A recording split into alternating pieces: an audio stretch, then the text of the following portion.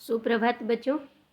आज हम कक्षा 6 के इतिहास विषय का पाठ 2 आरंभिक मानव की खोज में का आगे का प्रकरण आरंभिक मानव क्या करता था।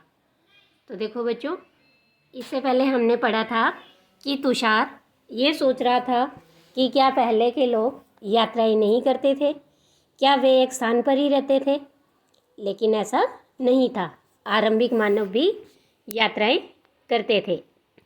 आरंभिक मानव फिर इधर उधर क्यों घूमते थे? तो उसके कई कारण थे कि वो भोजन की तलाश में इधर उधर घूमते थे, शिकार की तलाश में, और अलग अलग मौसम के अनुसार फल फूल की तलाश में इधर उधर घूमते थे। और इसके साथ साथ पानी की तलाश में भी वो एक स्थान से दूसरे स्थान पर यात्राएं किया करते थे। इसके बाद हमने देखा पुरास्थलों के बारे में। जैसे कि हमने इस मानचित्र में कुछ पुरास्थल देखे थे, जैसे भीमबेटका, कुरनूल की गुफाएं, हुसगी, इन सब के बारे में हमने पढ़ा था। तो जैसे ये गुफा का चित्र हमने देखा था कि ये भीमबेटका जो कि आधुनिक मध्य प्रदेश में है, और ये गुफाएं और कंदराएं ऐसे स्थल होते थे जहाँ पर लोग रहा करते थे और इन्हें आवासीय पुरास्थल कहते थे। लोग इन गुफाओं में इसलिए रहते थे क्योंकि ये गुफाएं उन्हें बारिश से, धूप से और हवा से बचाती थी। इसके बाद हमने देखा कि धीरे धीरे मनुष्य ने आग जलाना भी सीखा और वे आग का इस्तेमाल कई कार्यों के लिए करते थे, जैसे कि प्रकाश के लिए, मांस भूनने के लिए, या फिर खतरनाक जानवरों को दूर भगाने के लिए। तो आज हम पढ़ेंगे बदलती हुई जलवायु। लगभग 12,000 साल पहले दुनिया की जलवायु में बड़े बदलाव आए और गर्मी बढ़ने लगी। इसके परिणाम स्वरूप कई क्षेत्रों में घास वाले मैदान बनने लगे। इससे हिरन, बारहसिंगा, भेड़, बकरी और गाय जैसे उन जानवरों की संख्या बढ़ी जो घास खाकर जिंदा रह सकते हैं।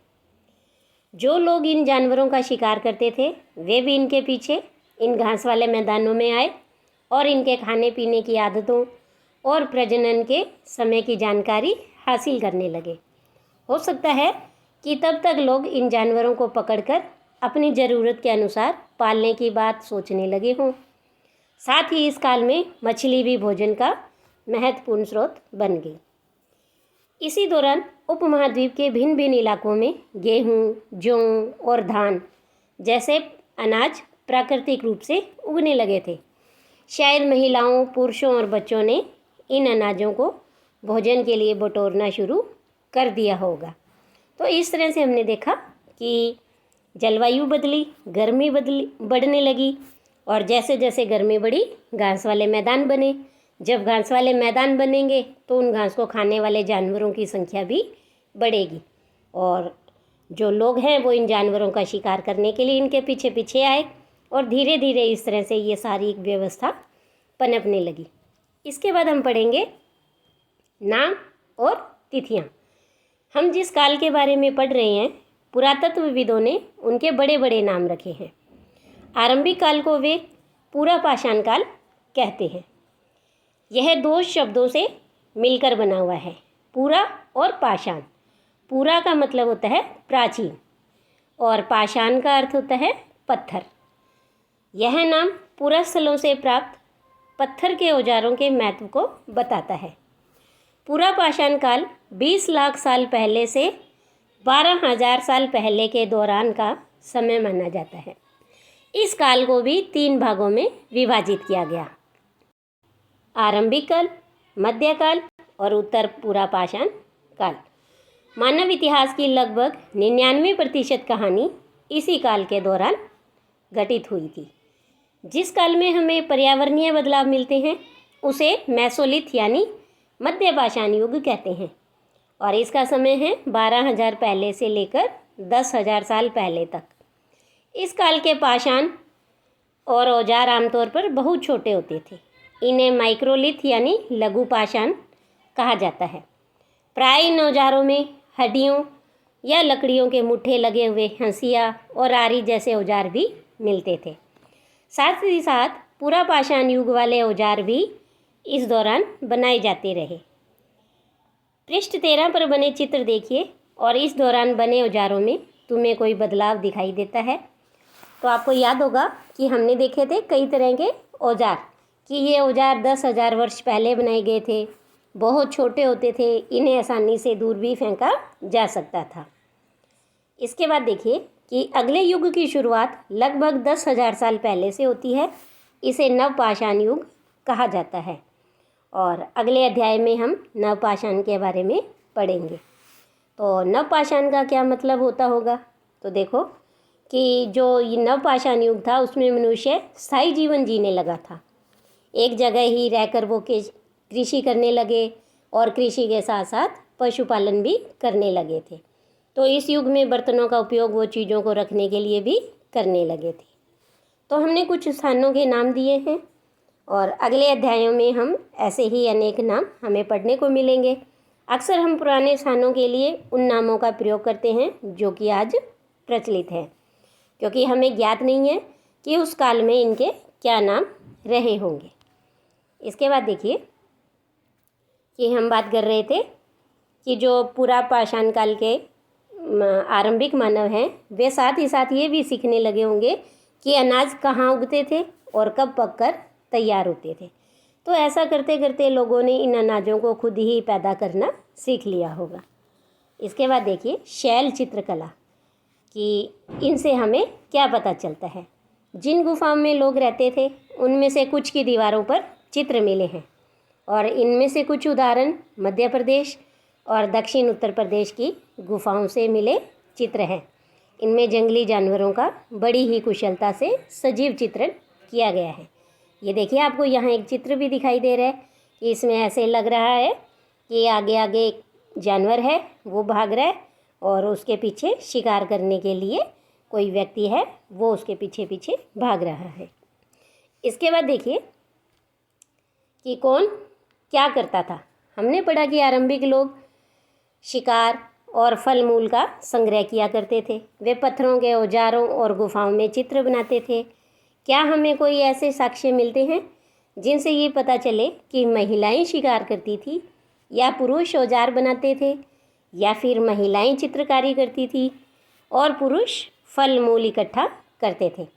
वास्तव में तो हमें इसका ज्ञान नहीं है, लेकिन दो बातें हो सकती है कि महिला और पुरुष दोनों ने मिलकर कई काम एक साथ किया होगा, या फिर यह भी संभव है कि कुछ तरह के काम केवल महिलाएं करती थी और कुछ केवल पुरुष।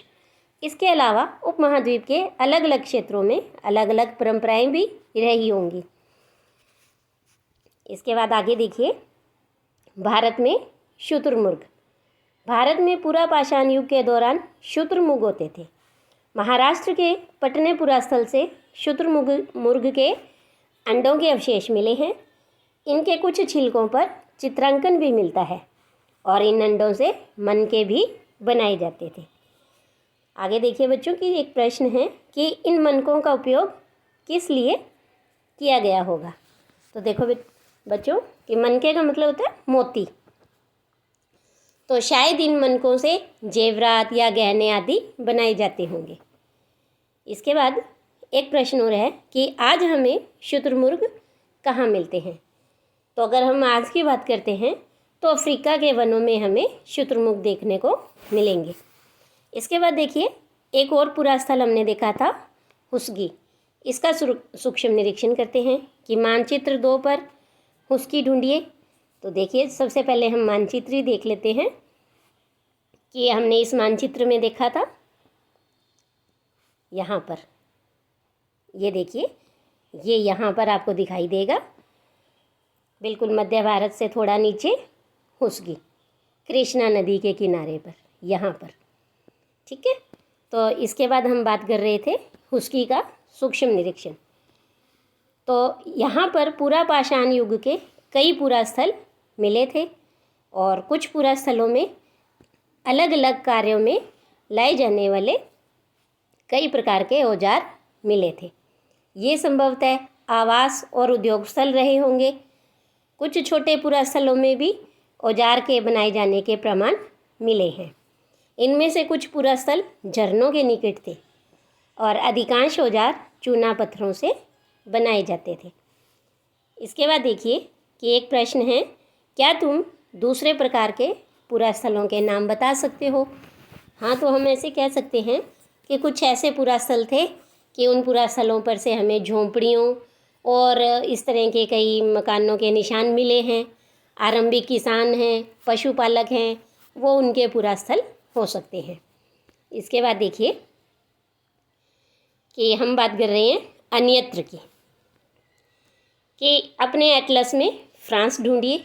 यह चित्र फ्रांस की एक गुफा का है। जो आपको नीचे चित्र दिखाई दे रहा है, यह फ्रांस में एक गुफा है, उसका चित्र है। और इस पुरास्थल की खोज लगभग 100 साल पहले 4 स्कूली छात्रों ने की थी। इस तरह के चित्र लगभग 20,000 साल पहले से लेकर 10,000 साल पहले के बीच बनाए गए होंगे। इनमें से कई जानवरों के चित्र हैं।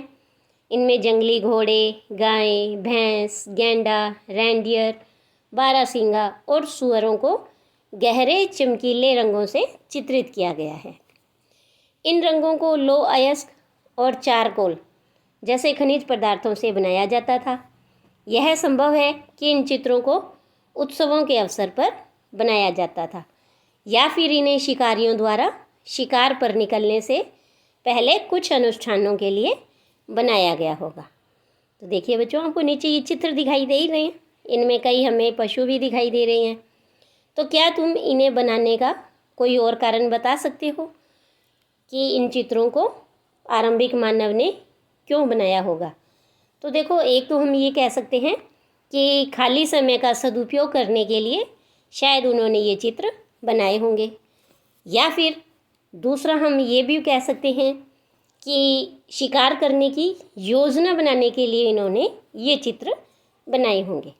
तो इस तरह से हमने इस पाठ में आरंभिक मानव के बारे में जाना कि वो कहाँ रहते थे, क्या करते थे, किस तरह से रहते थे, और इसके साथ साथ हमने फ्रांस की एक गुफा के बारे में भी जाना, उसमें बनाए गए चित्र के बारे में भी जाना।